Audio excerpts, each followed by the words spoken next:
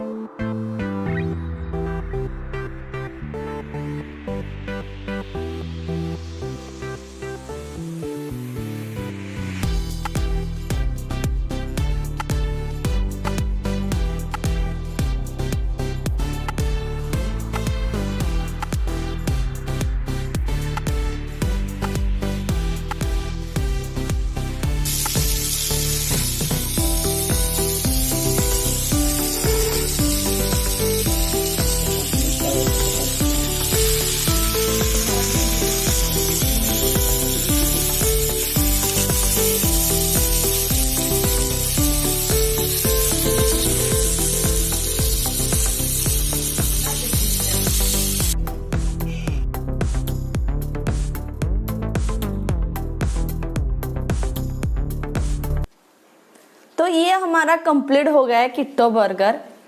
तो देखने में तो बहुत ही अच्छा लग रहा है, खाने के बाद पता चलेगा क्या हुआ है। तो देखते हैं, अभी खाना खाते हैं।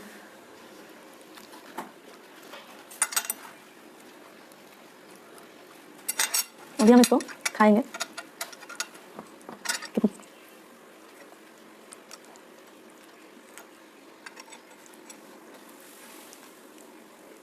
तो ये रहा हमारा कीटो बर्गर।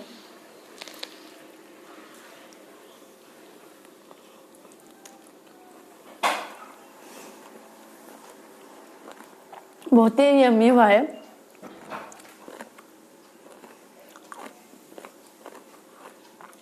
एकदम अपना कीटो बर्गर एंजॉय कर रही हूँ।